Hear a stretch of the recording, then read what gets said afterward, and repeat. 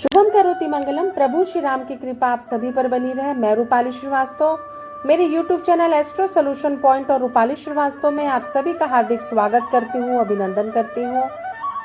आप सभी को दिवाली उत्सव की ढेर सारी शुभकामनाएं। आपके जीवन में माँ लक्ष्मी का आशीर्वाद बरसे, सुख समृद्धि और आप सौभाग्य को प्राप्त करें, ऐसी मेरी कामना है। मैं रूपाली श्रीवास्तव एक बार फिर से आप सभी को एस्ट्रो सोल्यूशन पॉइंट परिवार की तरफ से भी दिवाली की ढेर सारी शुभकामनाएं देती हूँ। दिवाली का जो त्यौहार होता है हर हिंदू के जीवन का सबसे बड़ा त्यौहार होता है। इस दिन हम माँ लक्ष्मी, गणेश, कुबेर जी की पूजा करते हैं, घर की साफ सफाई करते हैं। हर व्यक्ति अपनी सामर्थ्य के अनुसार दिवाली का त्यौहार बहुत ही हर्षोल्लास के साथ मनाता है। दिवाली का जो यह उत्सव है ये 5 दिनों तक मनाया जाता है, जिसकी शुरुआत धनतेरस से शुरू होती है और भाई दूज के बाद यह त्यौहार खत्म होता है। तो मैं आपको बता दूं कि पहले दिन से लेकर 5वें दिन तक हम दिवाली में कौन कौन सा त्यौहार मनाते हैं और इसे 5 दिवसीय महोत्सव क्यों कहा जाता है। लेकिन उससे पहले मैं आपको याद दिला दूं कि अगर आपने अभी तक हमारे YouTube channel astro solution point और रूपाली श्रीवास्तव को सब्सक्राइब नहीं किया है तो उसे सब्सक्राइब अवश्य कर लें। साथ ही साथ अगर आप मुझसे पर्सनल अपॉइंटमेंट लेना चाहते हैं तो आप स्क्रीन पे दिखाए हुए नंबरों पे कॉल कर मुझसे अपॉइंटमेंट भी ले सकते हैं। तो चलिए चर्चा करते हैं कि दिवाली के पहले दिन की शुरुआत हम किस प्रकार करते हैं। दिवाली का पहला दिन हम धनतेरस के रूप में मनाते हैं, जिसे हम धन त्रयोदशी भी कहते हैं। धनतेरस के दिन मृत्यु के देवता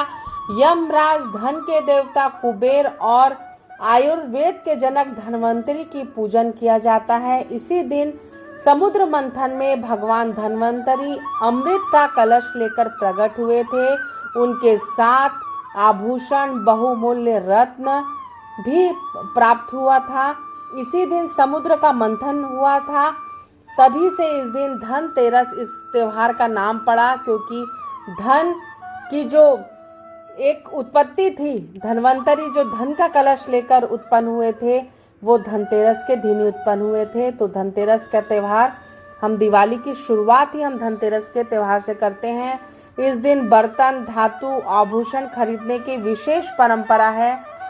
कोई भी चीज़ अपने घर पर लेकर जाएं, उसे हाथ में लेकर ना जाएं, उसे चांदी के, स्टील के कटोरे में चावल रखकर अपने घर पर प्रवेश कराएं। इससे कि आपके जीवन में सुख समृद्धि और सौभाग्य निरंतर बढ़ता रहेगा। मैं आपको अपने अगले वीडियो में ये बताने वाली हूँ कि आपको राशियों के अनुसार धनतेरस में क्या खरीदना चाहिए।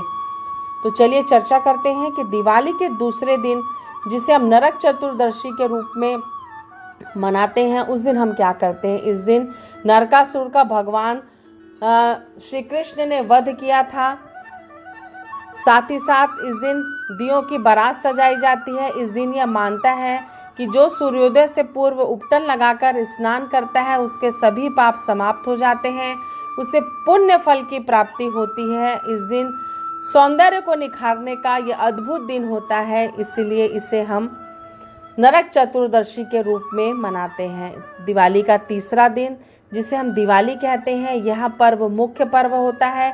दिवाली में विशेष माँ लक्ष्मी का पूजन होता है। यह कार्तिक अमावस्या के दिन समुद्र मंथन से माँ लक्ष्मी प्रकट हुई थी, जिन्हें धन, वैभव, ऐश्वर्य, सुख समृद्धि की देवी माना जाता है। इस दिन माँ के स्वागत के लिए दीप जलाए जाते हैं, ताकि यही एक ऐसी अमावस्या रहती है साल भर जो अमावस्या होने के बाद भी पूरी पृथ्वी रात को दियों से जगमग होती है। साथ ही साथ इस दिन भगवान श्री राम माता सीता और भाई लक्ष्मण के साथ 14 वर्ष का वनवास काटकर घर लौटे थे। तो अयोध्या वासियों ने घर घर में दीप जलाकर श्री राम का स्वागत किया था। इस दिन भी हम दिवाली का त्यौहार इसलिए भी मनाते हैं। साथ ही साथ इस दिन धन की देवी लक्ष्मी का अभी पूजन किया जाता है। उन्हें तरीके से, प्रॉपर विधि विधान से उनके लिए आसन सजाया जाता है, उनकी पूजा की जाती है, माँ लक्ष्मी को प्रसन्न करने का प्रयास किया जाता है। साथ साथ देवी माँ के साथ श्री गणेश का भी पूजन होता है। 13 अथवा 26 दीपक लगाकर माँ लक्ष्मी का पूजन होता है। माँ लक्ष्मी को जो भी चीजें प्रसन्न है उन्हें वो अर्पित कर कर उन्हें प्रसन्न करने का प्रयास किया जाता है। रात भर दिन भर लोगों के घर में, उनके व्यापारिक स्थल में पूजा पाठ होती है। माँ लक्ष्मी की कृपा उनके व्यापार पर, उनके घर पर बनी रहे, ऐसी हर हिंदू व्यक्ति कामना करता है। दिवाली का जो चौथा दिन होता है, जिसे हम अन्नकूट या गोवर्धन पूजा के नाम से मनाते हैं, यह कार्तिक शुक्ल प्रतिपदा को गोवर्धन पूजा अन्नकूट का उत्सव मनाया जाता है।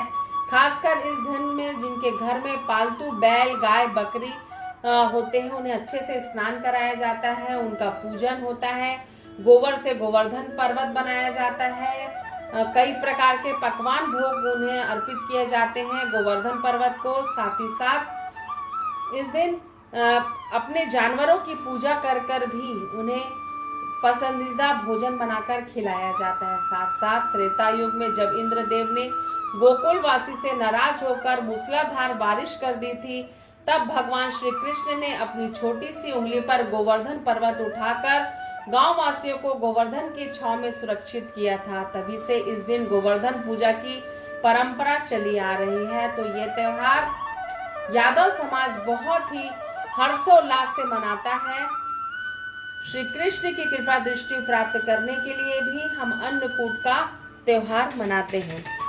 दिवाली का 5वां दिन भाई दूज के रूप में मनाया जाता है, जिसे यम द्वितीया भी कहते हैं। भाई दूज 5 दिवसीय दिवाली महापर्व का अंतिम दिन होता है। भाई दूज का पर्व भाई बहन के रिश्तों को प्रगाढ़ बनाने के लिए भाई के लंबे उम्र की कामना करती है। बहन रक्षाबंधन के दिन भाई अपने बहन को अपने घर बुलाता है, जबकि भाई दूज पर बहन अपने भाई को अपने घर पर बुलाकर उसको तिलक कर उसे भोजन कराती है और उसके लंबी उम्र की कामना करती है। ऐसी मान्यता है कि यमराज अपनी बहन यमुना जी से मिलने के लिए उनके घर आए थे और यमुना जी ने उन्हें प्रेम पूर्वक भोजन कराया एवं यह वचन लिया कि इस दिन हर साल वो अपनी बहन के घर भोजन के लिए पधारेंगे। साथ ही जो बहन इस दिन अपने भाई को अपने घर पर आमंत्रित कर उसे तिलक कर कर भोजन कराती है, उससे भाई की उम्र लंबी होती है।